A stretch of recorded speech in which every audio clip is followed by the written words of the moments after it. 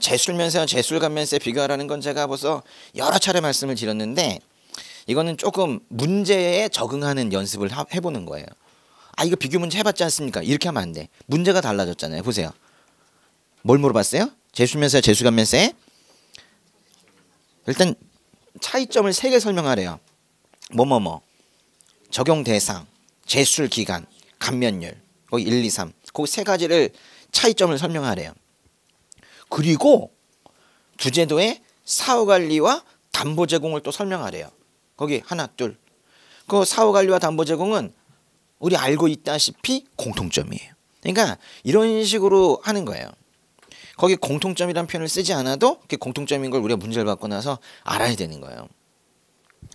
근데 이제 뭐 쭉 써 나가는 것도 이제 중요하지만은 법의 구조를 우리가 조금 다시 한번 파악해 봤으면 좋겠다는 거예요. 제가 거기다가 표로 간략하게 해놨는데 법령집 한번 펴보세요. 97조.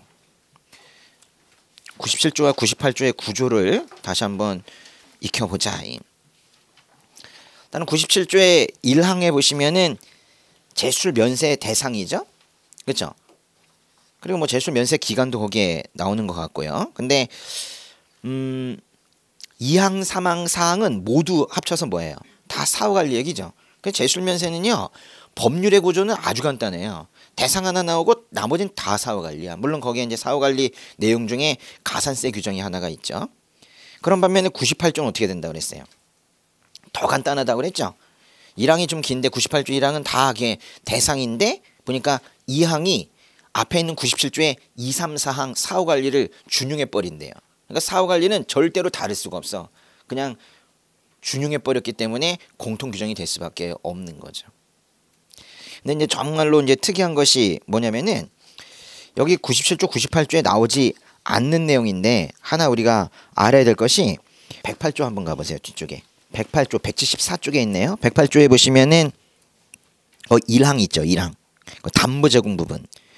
거기에도 1항에도 끝부분에 보니까 제97조 제4항, 98조 제2항 그러면서 제술면세, 제술간면세를 함께 언급하고 있는데 공통규정이고 그 옆에 있는 시행령 131조에서 아예 1항의 1호에는 97조, 98조 감면을 받을 때에만 담보 제공 사유라고 명확하게 나와 있죠. 그래서 이거 중에는 아주 뭐 우리 해석해서 쓰는 게 아니라 드러내놓고 있기 때문에 시험 문제에서 출제될 가능성이 매우 높은 것이죠. 그러면서 다시 또 97조, 98조 구조를 다시 보시면은 98조의 1항으로 한번 가보세요. 근데 98조 1항이 상당히 길잖아요. 근데 98조 1항의 뒷부분이 다 뭐 얘기예요? 감면율이죠. 그러니까 감면율은 안 물을 수가 없어요. 법률에서 얘기하고 있는 감면율인데 감면율을 안 물을 수가 없어요. 그러면 앞에 있는 97조 제술 면세에서는 감면율이 없잖아요. 면세라고 쓰면 되는 거예요. 그래가지고 이제 제가 정리해 놓은 표 보세요. 프린트 표를 보시면은 그 이제 두 번째 칸으로 보니까 98조 1항에 감면율이 있는데 왼쪽에 제술 면세는 면세 이렇게 된 거죠. 그러니까 이거는 그래서 없어도 면세라는 말 자체가 감면율이 100%란 뜻이기 때문에 이거는 쓸 수 있는 부분이에요. 물어볼 거예요.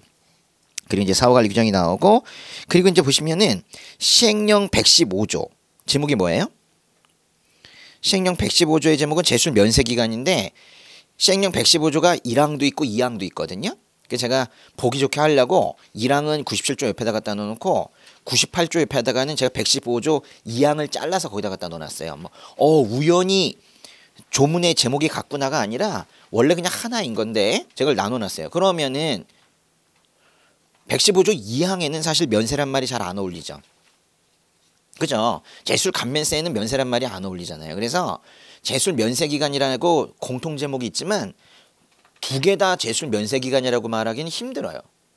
98조는 면세가 아니기 때문에. 그래서 이제 생각이 있는 출제자라면 이걸 제술 면세 기간이라고 묻지 않을 거예요. 그냥 제술 기간이라고 물을 거예요.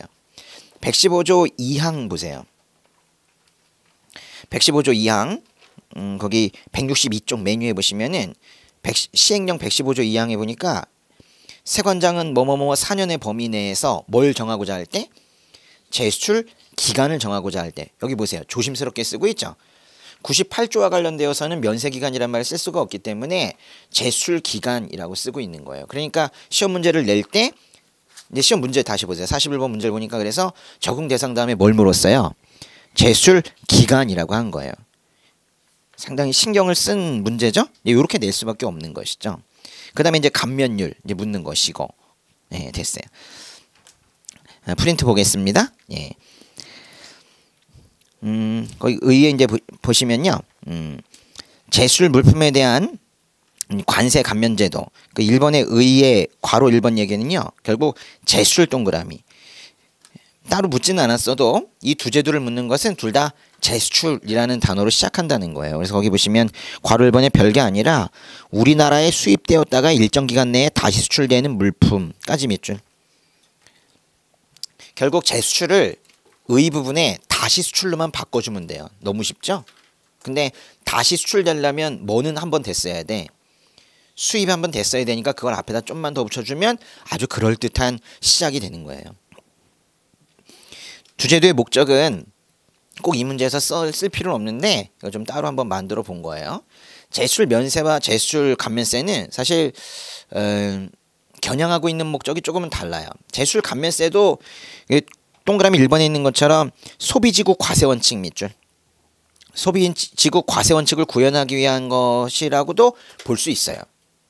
그러니까 우리나라에 들어와서 소비될 것이기 때문에 들어올 때 세금을 받고 소비되지 않을 것이 예상이 되면 처음부터 안 받는다. 그래서 제술 면세 감면세가 생긴 것인데, 사실 두 번째에 있는 제술 감면세는 그런 차원보다도 아주 명확하게 국제적 리스 산업을 합리적으로 지원 밑줄.